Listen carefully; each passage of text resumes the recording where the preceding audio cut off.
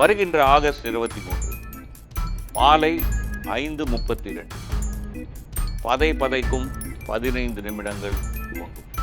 அந்த 15 நிமிஷத்துல தான் நிலாவுக்கு மேலே 30 கிலோமீட்டர் உயரத்தில் இருக்கக்கூடிய சந்திராயன் 3 விண்கலத்தை நிலாவில் தரையிறக்கும்.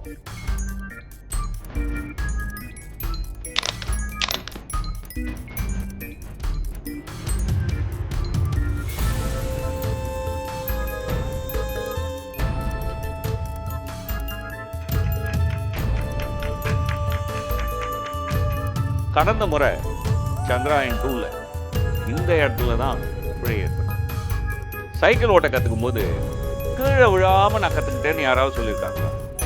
அது மாதிரி தான் சந்திராயன் 2ல் ஏற்பட்ட பிழையை அடித்து இஸ்ரோ இந்த முறை மேம்பட்ட ஒரு சந்திராயன் விண்கலத்தை அமைச்சிருக்காங்க. இந்த 15 நிமிஷத்தில் எப்படி அது தரையிறங்கும் அப்படின்னு பார்த்தீங்கன்னா 8 கட்டமாக தரையிறங்கும். விண்வெளியில் நிலவை நோக்கி போயிட்டு இருக்கக்கூடிய சந்திராயன் விண்கலம் முதல்ல நிலாவை சுற்றி வரும். மெதுவாக சுற்றி வந்து எப்படி ஆகும்னா ஒரு நீள்வட்ட பாதை, அதாவது கோழி முட்டை மாதிரி நிலாவை சுற்றும். அப்போது பக்கத்தில் இருக்கும்போது 30 கிலோமீட்டர், தொலைவில் இருக்கும்போது 100 கிலோமீட்டர் அப்படிங்கிற ஒரு வட்டத்தில் அப்படி சுற்றிட்டு வரும்போது அந்த 30 கிலோமீட்டர் உயரத்தில் இருக்கும்போது தான் ஆகஸ்ட் 23 கீழே தரையிறங்குற அந்த நிகழ்வை தோணும். இந்த முதல் கட்டம் என்னன்னா அந்த 30 கிலோமீட்டர்லேருந்து 7.4 கிலோமீட்டர் உயரத்துக்கு கீழே வரும். இந்த சமயத்தில் விண்கலம் நிலவை எப்படி சுற்றி வருதுன்னு பார்த்தீங்கன்னா, இந்த விண்கலத்துக்கு 4 கால் இருக்குல்ல, அந்த கால் வந்து முன்னாடி நோக்கி அப்படிதான் சுற்றி. எப்படி கீழே இறக்குவாங்க? அதுக்கு பின்னாடி இருக்கிறதும் ராக்கெட் தத்துவம். வைரத்தால் அறுக்கிறோன்னு சொல்கிறோம் இல்லையா? அதே மாதிரி எந்த ராக்கெட்டை வச்சு நிலாவை நோக்கி ஏவினோமோ அதே ராக்கெட்டை வச்சு தான் நிலாவில் இறங்கும். இப்போது நம்ம தோட்டத்தில் தண்ணி அடிக்கிறோம்னு வச்சுக்கோங்க, பைப்பை கையில் பைப்லேருந்து நல்லா வேகமாக தண்ணி அந்த பக்கம் போச்சுன்னா பைப்பு நம்மளை பின்னாடி தள்ளுற மாதிரி ஒரு விசை வருது இல்லையா? இதுதான் ராக்கெட் தத்துவம். ஒரு பக்கம் ராக்கெட்டினுடைய அந்த எரிவாயு வெளியில் வந்துச்சுன்னு சொன்னால் இன்னொரு பக்கம் விசை வரும். இந்த விண்கலத்தில் பார்த்தீங்கன்னா கால் முன்னோக்கி இருக்கு இல்லையா? அதுக்குள்ளே தான் வந்து அந்த 4 ராக்கெட் இருக்குது. அந்த ராக்கெட்டை இயக்கினா பின்பக்கமாக ஒரு தள்ளு விசை வரும். அப்போது அந்த முன்னாடி போகிற அந்த விண்கலத்தினுடைய வேகம் குறையும். வேகம் குறைஞ்சா விண்கலம் கீழே வரும். இதுதான் தப்பு. 30 கிலோமீட்டர் உயரத்தில் விண்கலம் பறக்கும்போது அதனுடைய வேகம் மணிக்கு 6000 கிலோமீட்டர். இந்த தள்ளு விசைனால வேகம் படிப்படியாக குறைஞ்சு 7.4 கிலோமீட்டர் உயரத்துக்கு விண்கலம் வந்து சேரும்போது அதனுடைய வேகம் மணிக்கு வெறும் 1200 கிலோமீட்டர்னு குறைஞ்சிடும். இந்த மொத்த நிகழ்வு நடக்க 10 நிமிடங்கள் எடுக்கும். 15 நிமிடத்தில் 10 நிமிடம் முதல் கட்டம் தான். இந்த 2வது கட்டத்தில் 7.4 கிலோமீட்டர் உயரத்தில் இருந்த விண்கலத்தை படிப்படியாக உயரத்தை குறைச்சி 6.8 கிலோமீட்டர் உயரத்துக்கு கொண்டு வருவாங்க. இந்த 2ஆம் கட்டத்தில் 2 முக்கியமான விஷயங்கள் இருக்கு. ஒன்று, கால் முன்னாடி நோக்கி இருக்குல்ல, அப்படியே கீழே இறங்கினா நிற்க முடியாது இல்லையா? அப்போ அந்த விண்கலத்தை சாய்க்கணும். அந்த சாய்க்கிற வேலை, அதாவது விண்கலத்தை திருப்புற வேலை இந்த 2ஆம் கட்டத்தில் நடக்கும். படுக்கையாக கிடக்கிறத சுமார் ஒரு 50 டிகிரிக்கு கோணத்துக்கு வரா மாதிரி இந்த 2வது கட்டத்தில் திருப்புவாங்க. இந்த 2வது கட்டத்தில் இருக்கக்கூடிய இன்னொரு முக்கியமான விஷயம் என்னென்னா, நம்ம ஒரு இடத்துல இறங்கணும்னு குறித்து வச்சுருக்கோம்ல, அதை நோக்கி விண்கலம் போகுதா இல்லைன்னா பாதையை கொஞ்சம் மாற்றணுமா அப்படிங்கிற ஒரு முடிவு அந்த சமயத்தில் தான் எடுப்பாங்க. இப்போ நான் கார் ஓட்டுறேன்னா என்னுடைய கூகுள் மேப்பை பார்த்துக்கிட்டே இப்படி போனோம், அங்கே திரும்பணும் அப்படின்னு பார்த்துட்டு போகிறேன். அதே மாதிரி அந்த விண்கலத்தில் செயற்கை நுண்ணறிவு கொண்ட ஒரு கணினி இருக்கு. அந்த கணினி தான் அங்கே எந்த திசையில் போனோம் அப்படின்னு முடிவெடுக்கும். பூமியில் நம்மகிட்ட கூகுள் மேப் இருக்கு, நிலாவில் கிடையாது. அதுக்காக தான் என்ன பண்ணியிருக்காங்கன்னா செயற்கையாக புதுமையான ஒரு முறையை செஞ்சுருக்காங்க. இப்போது நிறைய மொபைல் ஃபோனில் நம்ம மூஞ்சி முன்னாடி கொண்டு வந்தா கரெக்டாக திறக்கும். வேற ஒருத்தவங்க மூஞ்சி காமிச்சா திறக்காது இல்லையா? அங்கே என்ன பண்ணுது? நம்ம முகத்தை அடையாளம் காணுது. முகத்தை எப்படி அடையாளம் காணுது? அந்த கேமராக்குள்ளே ஏற்கனவே ஒரு முகத்தை பதிஞ்சு வச்சுருக்கோம். அந்த பதிஞ்சு வச்ச முகமும் இப்போ பார்க்குற முகமும் சரியாக இருக்கான்னு ஒப்பிட்டு பார்த்து தானே முடிவு பண்ணுது.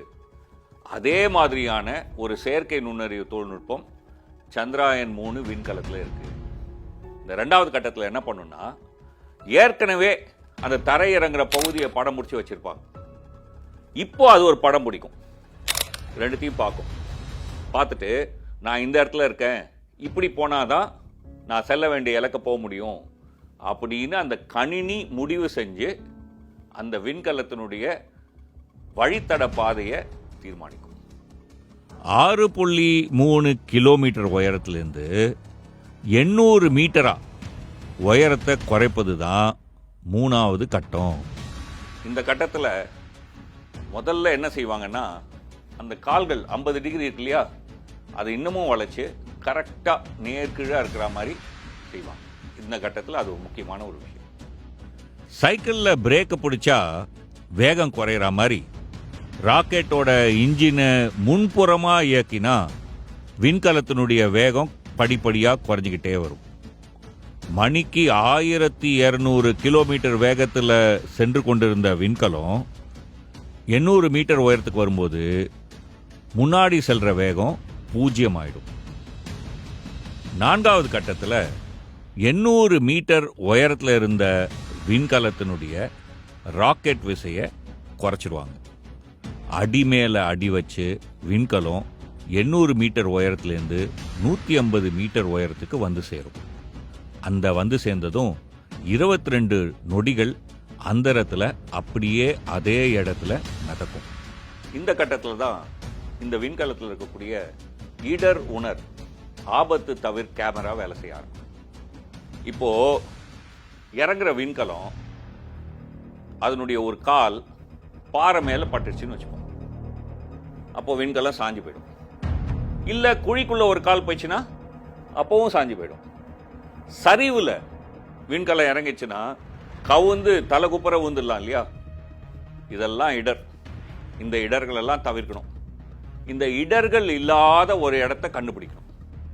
அப்படி கண்டுபிடிக்கக்கூடிய திறன் இருக்கக்கூடிய ஒரு செயற்கை நுண்ணறிவை சந்திராயன் 3 விண்கலத்தினுடைய கணினியில் வச்சிருக்காங்க. இந்த கட்டத்தில் தான் மிக சரியாக எந்த இடத்துல நிலாவில் இறங்கணும் அப்படின்னு அந்த விண்கலம் முடிவு செய்யும். நிலா விண்கலத்தை தன்னுடைய ஈர்ப்பு விசையால் பிடிச்சி இருக்கும். அதுக்கு சரி சமமாக மேல் நோக்கிய தள்ளு விசை கொடுக்குற மாதிரி அதே அளவுக்கு அந்த ராக்கெட்டை இருக்கும். அப்போது அந்த விண்கலம் கீழேயும் விழாது, மேலேயும் போகாது, மேலேயே பறந்துக்கிட்டு இருக்கும். அப்படி மேலே பறக்கும்போது கீழே இருக்கிற பகுதியெல்லாம் ரொம்ப துல்லியமாக ஆராய்ச்சி பண்ணும். சின்னதும் பெருசாக குழி இருக்குன்னு சொன்னேன் இல்லையா? சின்ன குழியெல்லாம் எங்கே இருக்குன்னுலாம் பார்க்கும். சின்ன சின்ன கல்லுலாம் எங்கே இருக்குன்னு பார்க்கும். இன்னும் துல்லியமாக பார்க்க முடியும். அப்படி பார்த்து துல்லியமாக எந்த இடத்துல இறங்கணும் அப்படின்னு அந்த செயற்கை நுண்ணறிவு கொண்ட கணினி முடிவு செஞ்சு பக்கவாட்டில் நகரும். 5வது கட்டத்தில் அந்த விண்கலம் பாதுகாப்பான இடம் அப்படின்னு தேர்வு செஞ்ச இடத்தை நோக்கி பக்கவாட்டா நகரும். அப்புறம் 150 மீட்டர்லேருந்து 60 மீட்டர் உயரத்துக்கு மெதுவா வரும். எங்க இறங்கணுமோ அங்க தலைக்கு மேல அந்த விண்கலம் இருக்கு. கீழ் நோக்கி இயங்கக்கூடிய அந்த ராக்கெட்டினுடைய விசையை கொஞ்சம் குறைச்சா என்ன ஆகும்? நிலவோட ஈர்ப்பு விசையினுடைய கை ஓங்கி அந்த விண்கலம் மெதுவா கீழே இறங்கும் இல்லையா? எப்படி ஒரு இறகு காத்துல மிதந்து கீழே வருதோ அது மாதிரி மிதந்து அது கீழே வைப்பாங்க. இதுதான் 6வது கட்டம். இந்த தடவை இஸ்ரோ இந்த விண்கலத்தில் லேசர் டாப்ளர் வெலாசிட்டி மீட்டர் அப்படிங்கிற ஒரு புது கருவியை இணைச்சிருக்காங்க. அந்த கருவி என்ன பண்ணுன்னா, ஒரு லேசர் பல்ஸை நிலாவோட தரையை நோக்கி அனுப்பும். அந்த பல்ஸ் திரும்பி மேலே வரும். அதை உணர்ந்து அந்த விண்கலம் எவ்வளோ வேகத்தில் கீழே விழுது அப்படின்னு கணத்துக்கு கணம் கணக்கு போடும். வேண்டிய வேகத்தில் இறங்கணும், கூடுதல் வேகத்தில் இறங்கக்கூடாது. அந்த அளவுக்கு அந்த ராக்கெட்டை நுணுக்கமாக இயக்குவதை அந்த செயற்கை நுண்ணறிவு கொண்ட கணிப்பொறி செய்யும். 60 மீட்டர் உயரத்திலிருந்து 10 மீட்டர் உயரம் வரைக்கும் இப்படி இயக்கி கொண்டு வருவது தான் 6வது கட்டம். இந்த சமயத்தில் இந்த விண்கலத்தில் இன்னொரு சிறப்பு அம்சத்தையும் வச்சுருக்காங்க. அது என்னன்னா ஃப்ரண்ட் ஃபேஸிங் கேமரா. அதாவது கீழ் நோக்கி அந்த கேமரா இயங்கும், படத்தை எடுத்துக்கிட்டே இருக்கும். இப்போது நான் நிற்கிறேன், என் எதிர்க்க ஒரு பஸ் பயங்கர வேகத்தில் என்னை நோக்கி வருது. ரொம்ப தொலைவில் இருக்கும்போது அந்த பஸ் குட்டியாக தெரியும். பக்கத்தில் வர வர பஸ்ஸோட உருவம் பெருசாகும் இல்லையா? அந்த உருவம் எவ்வளோ வேகத்தில் பெருசாகுதுன்னு கணக்கு போட்டேன்னா அந்த பஸ் எவ்வளோ வேகத்தில் வருதுன்னு நான் கண்டுபிடிக்கலாம் இல்லையா? அதே மாதிரி அந்த வீடியோ எடுக்கிற படத்தை வச்சு அந்த படத்தில் நிலாவோட தரப்பரப்பு எவ்வளோ வேகமாக பெருசாகுது அப்படிங்கிறத கணக்கு போட்டு எவ்வளோ வேகத்தில் அந்த விண்கலம் கீழ் நோக்கி வருகிறது அப்படின்னு கணக்கு போடுற இன்னொரு புதுமையையும் இஸ்ரோ அதில் செஞ்சிருக்காங்க. 1க்கு 2 பாதுகாப்பு. அதிக வேகத்தில் விழுந்தா நொறுங்கிடும், சரியான வேகத்தில் விழணும். அதுக்காக தான் இப்படிப்பட்ட புதுமைகளை செஞ்சு இந்த தடவை இஸ்ரோ சந்திராயன் 3 நிலவுக்கு அமைச்சிருக்காங்க. 10 மீட்டர் உயரம் வந்ததும் ராக்கெட் இன்ஜின் எல்லாம் ஆஃப் பண்ணுவாங்க. கல் விழுற மாதிரி தொபக்குன்னு நிலாவோட தலையில் அது விழும். இதுதான் 7வது கட்டம். ஏன் கடைசி வரைக்கும் ராக்கெட்டை இயக்கல? ஏன் இயக்கலன்னா, நிலாவோட தரைப்பரப்பு முழுக்க நைஸான மணல்னு சொன்னேன் இல்லையா? ராக்கெட் இயங்கிட்டே இருந்தால் என்ன ஆகும்? அந்த மணல்லாம் மேல் நோக்கி போகும், தூசு தும்பு அடிக்கும். அப்படி அடிக்கிற தூசு தும்பு அந்த விண்கலத்தினுடைய எல்லா மேலேயும் படிஞ்சு, சூரிய தகடுகள்லாம் படிஞ்சு மின்சாரமே உற்பத்தி செய்ய முடியாத ஆபத்து வந்துடும் இல்லையா? அதனால்தான் 10 மீட்டர் உயரத்தில் ராக்கெட் இன்ஜின்லாம் ஆஃப் பண்ணிடுவாங்க. கல் மாதிரி இந்த பக்கம் அப்படி விழும்போது நொடிக்கு 2 மீட்டர் அப்படிங்கிற வேகத்தில் விழணும்னு எதிர்பார்க்குறாங்க. தப்பி தவறி நொடிக்கு 3 மீட்டருங்கிற வேகத்தில் விழுந்தாலும் தாங்கக்கூடிய அளவுக்கு அந்த கால்களை உறுதிப்படுத்திருக்காங்க. 800 மீட்டர் உயரத்திலிருந்து 10 மீட்டர் உயரம் வரைக்கும் அந்த விண்கலம் வந்து சேர வெறும் 4.5 நிமிஷம் தான் ஆகும். திக் நிமிடங்கள் இதுதான். இந்த விண்கலத்தின் வாழ்வா சாவா தலையெழுத்தை தீர்மானிக்கக்கூடியது அந்த சமயத்தில் தான். இந்த சமயத்தில் விண்கலம் எப்படி இயங்கணும், பக்கவாட்டில் போகணுமா, கீழே எவ்வளோ வேகத்தில் வரணும், எல்லாத்தையும் அந்த விண்கலத்துக்குள்ளே இருக்கக்கூடிய செயற்கை நுண்ணறிவு கொண்ட கணிப்பொறி தான் தீர்மானிக்கும். அந்த சமயத்தில் விண்கலத்தின் தலையெழுத்து அந்த செயற்கை நுண்ணறிவு கையில்.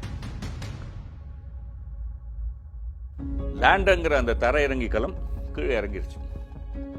ஆனாலும் விழுந்த வேகத்தில் நிறைய தூசு தும்பு மேலே எழும்பும் இல்லையா? அதனால அது அடங்குற வரைக்கும் ஒன்றும் பண்ண மாட்டாங்க, ஓய்வாக இருப்பாங்க. சில மணி நேரம் கடந்த பின்னதான் அந்த லேண்டருங்கிற அந்த தரைக்கலத்தினுடைய ஒரு சுவர் கதவு மாதிரி கீழ் நோக்கி இறங்கும். அந்த கீழ் நோக்கி இறங்குற அந்த சாய்வு பலகையில் அதனுடைய வயத்துக்குள்ள கங்காரு எப்படி தன்னுடைய வயத்தில் குட்டி வச்சிருக்கோ அதே மாதிரி இந்த லேண்டர்னுடைய வயத்துக்குள்ள ரோவருங்கிற அந்த ஊர்திக்கலன் இருக்கும். அந்த ஊர்திக்கலன் வெளில வரும். வெளியில் வந்ததும் இந்த ஊர்திக்கலன் ரோவர் தன்னுடைய தாய்க்கலமான லேண்டரை ஃபோட்டோ பிடிக்கும். தாய்க்கலமான லேண்டர் தான் வயத்துலேருந்து வெளில வந்த அந்த ரோவரை ஃபோட்டோ பிடிக்கும். இந்த 2 புகைப்படம் எடுப்பது தான் 8வது கட்டம். இந்த 8வது கட்டத்தில் கண்கொள்ளா காட்சியான அந்த புகைப்படத்தை காண இந்தியா மட்டுமல்ல, உலகமே காத்துக்கிறது.